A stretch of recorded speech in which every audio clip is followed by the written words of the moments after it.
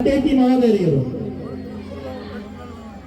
ಎಲ್ಲರೂ ಜೋರಾದ ಒಂದು ಚಪ್ಪಾಳೆ ಕಟ್ಟುವುದರ ಮೂಲಕ ಈ ಜ್ಯೋತಿ ಬೆಳೆಸುವ ಕಾರ್ಯಕ್ರಮಕ್ಕೆ ಶೋಭೆ ತಂದು ಕೊಡಬೇಕು.